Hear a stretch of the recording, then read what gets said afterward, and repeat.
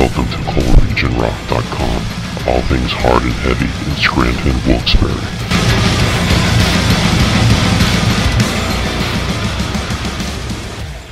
Hey, thanks everybody for checking in. I've got drummer Paul Mazurkiewicz from Cannibal Corpse on the phone. Paul, how are you? I'm doing well. Thanks for having me, man.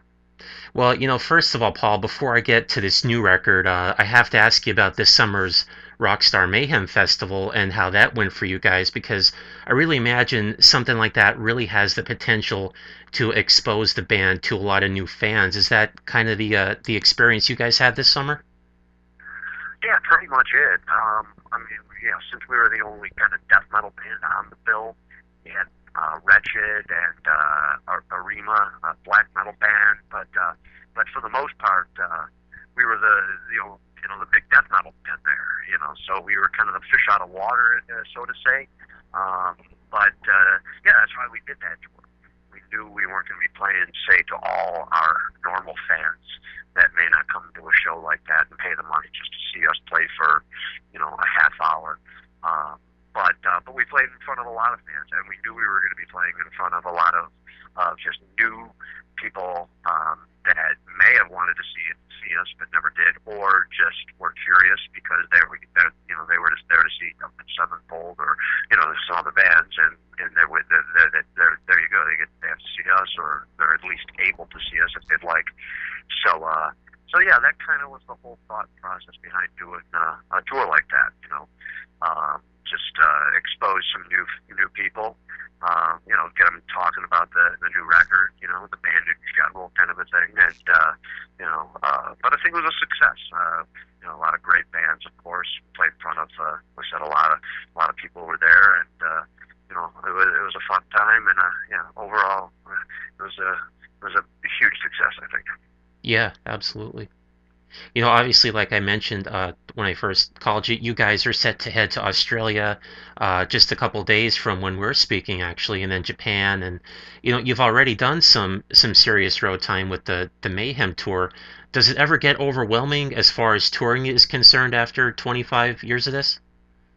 Well, the older you get, it's not going to be that, the easier it gets, I guess, when the body hurts, different spots, and all that kind of thing, and everything, and involved with getting older, I guess.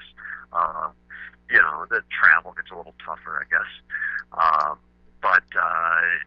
We're going to see what's going on here. Yeah, the Mayhem tour was, that's a fairly long tour for us. We left at the end of June and got home on August 10th, and albeit we were playing, only a 35-minute set, playing only 8 songs. That's, we're so used to playing a headlining set, so that was almost, I don't know, it's just a little easier, of course, when you only got to go up there and play 8 songs as opposed to, doing 20 a night, and that's where this one's going to kind of kick us in here, because, when we go to Japan, Australia, it's hard in itself when you're having to kind of travel, fly every day between shows, and you're playing every day, so, it's sleeping on the plane, getting it where you can, and, so it's going to be a little tough kind of a run there. It's only 9 shows, but I think we'll be okay. But, right after that, we do the European tour, and that's a solid 2 months. And that'll be the first time we've done that in a long time. I think we may have only toured that long, I think, once, and it might have been like in '96 or so, when we did the Misfits Anthrax tour. So this is kind of be a test for us, so it's a kind of a, I'll have to answer this question, for you in December when we're done with that tour. Yeah, because, right. That's the one that we look at it going, wow, it's 2 solid months. It's going to be a lot of shows, and we're all headliners. So we're going to be playing our full set, and we're doing this for 2 solid months in Europe. It's just going to be wow. So this will be a test here, yes, because we're not 20 anymore. We can play this. We're built up. A lot of our tours, you have days off. You're not playing consecutive, of course, but you start getting into 30 shows. It's starting to be like, okay, it's a long kind of a tour. So I'm not sure the number of what we're doing on this run, but still 2 months, we got to be doing something like 40, almost 50 shows at least, I would think. And, that'll be a test there. So, But I think we can pull it off as long as you stay healthy. It's that's key, of course. But we'll said we'll see.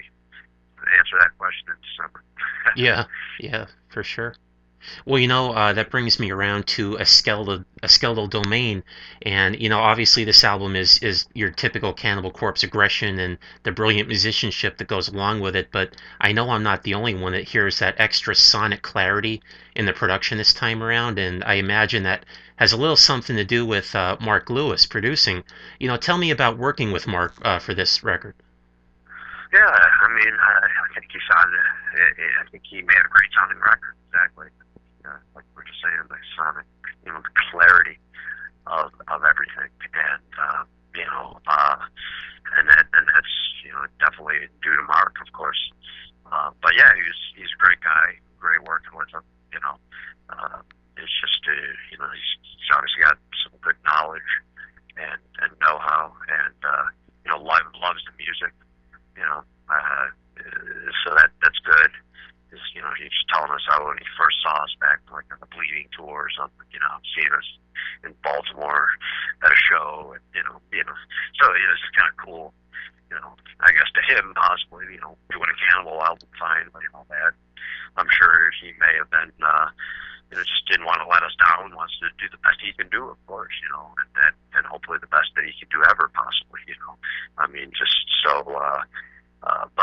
Yeah, it was fun working with him. A little bit different because we're used to going to an actual like a studio. Audio Hammer is a very different kind of facility. It's not like a studio per se, like a Morris Sound or Sonic Ranch or a Mana. It's more of a little bit of a makeshift kind of situation there, which works great. Saves some money, and it gives us a little extra time. But there you go. When you hear the end product, I mean, it's just like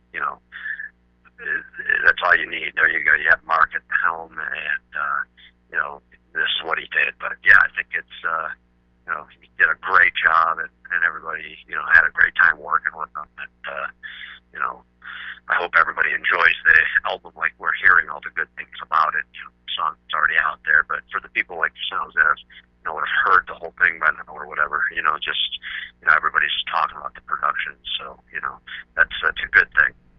Yeah, for sure. Tell me about the mindset, Paul, within the band each time you guys go in to make a new record, because I know it's been a pretty collaborative effort over the years. You guys have, writing credits distributed between you guys on various songs on the back catalog, and how do you guys approach each new record, or is there an actual approach when you go in?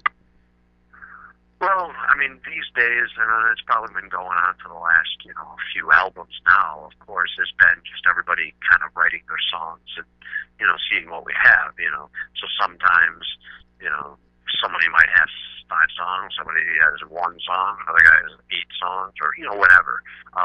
So that's kind of how we go about going into that, say, writing session. And it's just a matter of whoever's producing, and hopefully we all are. Usually we all are, But if you do look back, there are these time periods where, Alex wrote 8 songs, Pat wrote only 2, and then, now he's writing, say, like 5, he's almost got the whole half the album, kind of thing,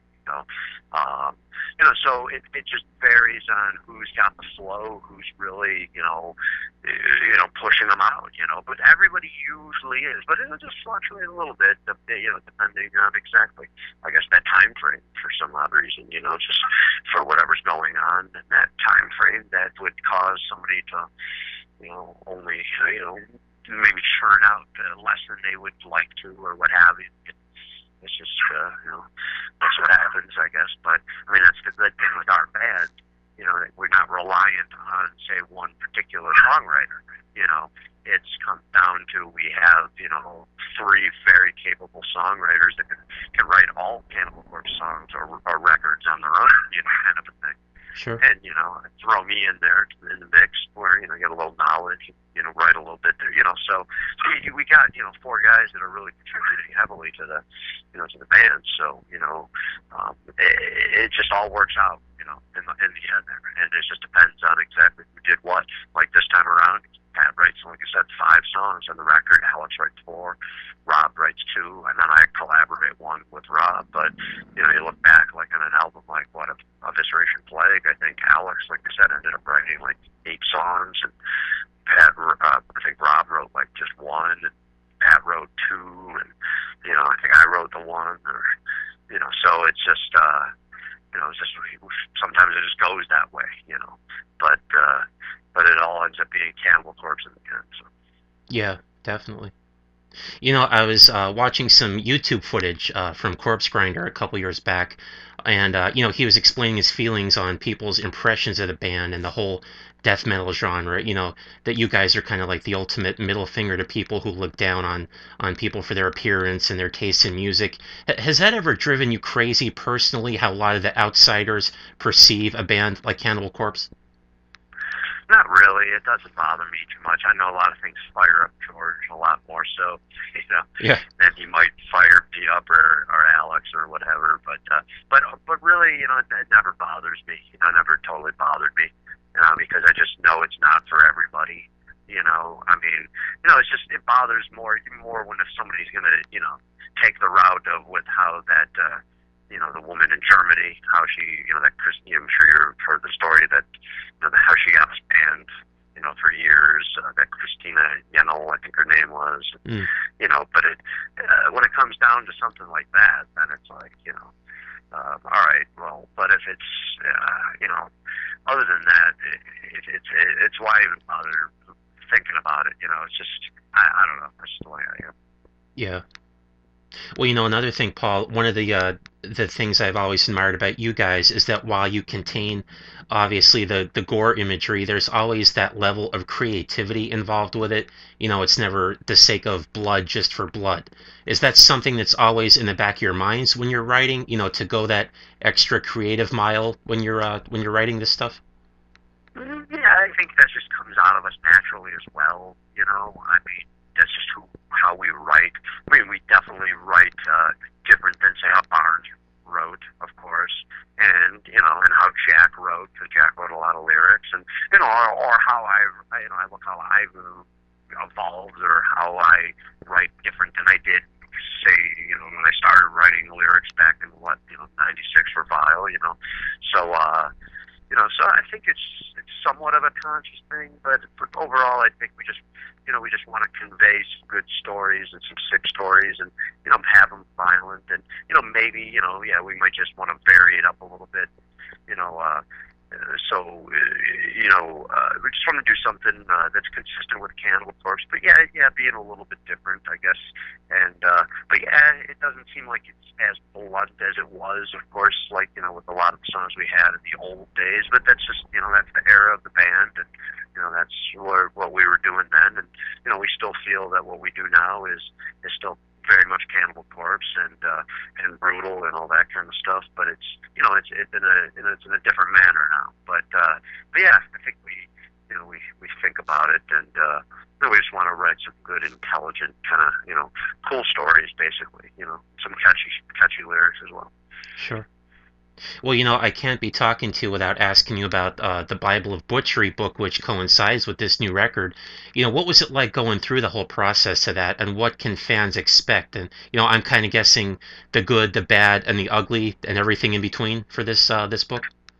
Well, it's interesting, because we were, we got approached by Joel McIver, the author, a couple of years back, and he wanted to do the book, and we said, hey, it's a good idea. We out about now, I guess we're thinking like 25 years or what have you, and Metal Blade thought it was a good idea and stuff. So we just started putting it together and everything, coinciding, and now it ends up being a good time to release it with the record and all that. But but we didn't know what to do. We almost didn't know if we wanted to go.